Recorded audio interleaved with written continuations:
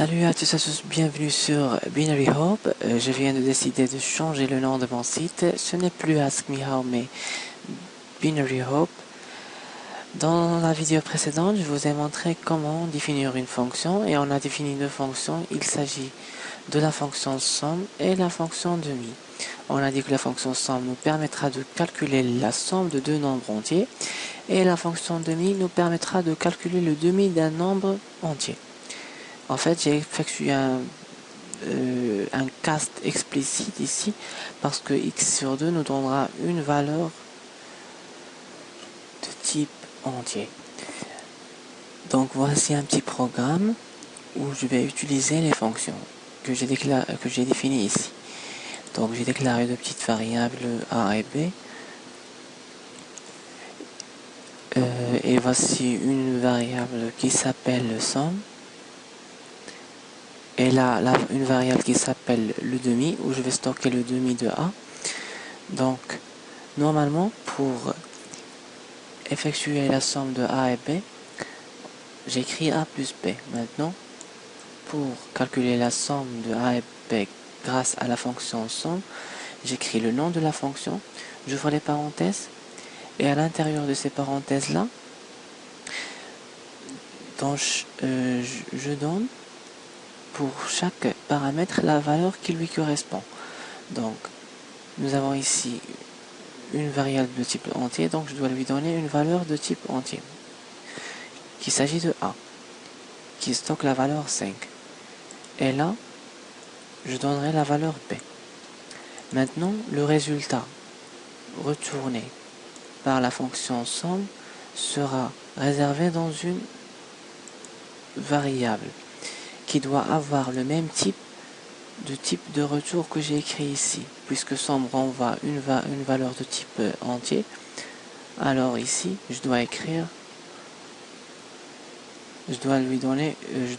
réserver le résultat dans une variable de type entier et qu'il s'agit de somme. Maintenant, on fait la même chose pour calculer le demi de A. Donc la première chose, j'écris le nom de la fonction, j'ouvre les parenthèses, et là, cette variable-là, je lui donne une valeur de type entier, la valeur que je veux calculer son demi. Donc, je vais lui donner la valeur de A, qu'il s'agit de 5.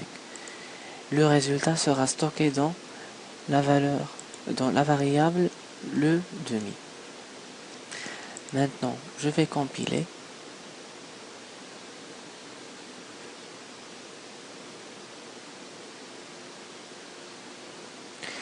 Comme vous voyez, donc la somme de A et B est 11 et le demi de A est 2,5.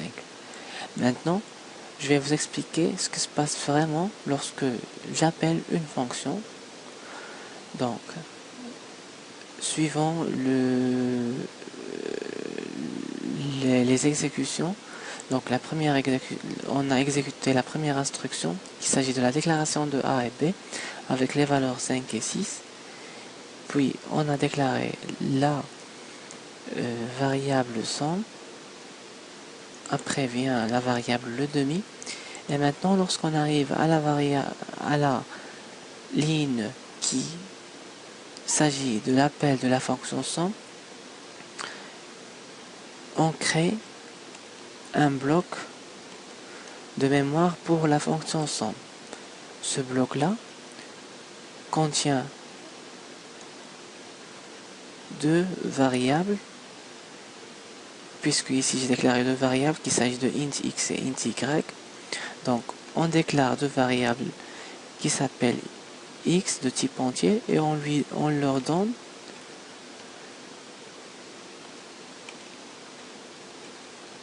les valeurs que je leur ai données ici.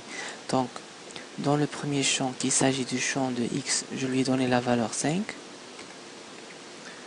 Et dans le champ de la variable y, je lui ai donné la valeur de b, qu'il s'agit de 6. C'est ce qu'on appelle le passage par valeur. Parce que A donne une valeur à la variable le x et b donne une valeur à la variable y. Donc nous avons deux passages par valeur. Après, on a déclaré la variable s. Puis on y a stocké la somme de x et y.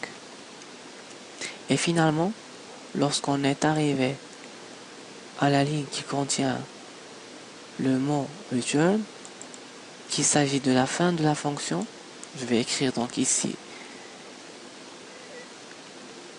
après le return, nous avons ici la fin du bloc. Donc, j'avais oublié ici le bloc. Et comme vous savez, lorsqu'on sort d'un bloc, ça veut dire la destruction de toutes les variables qu'on a déclarées dessus. Donc x et y et s seront toutes détruites après la sortie du bloc. Et finalement, la variable somme reçoit la valeur de s, qu'il s'agit de 11.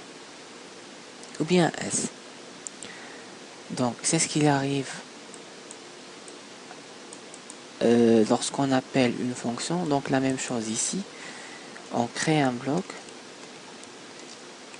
de mémoire,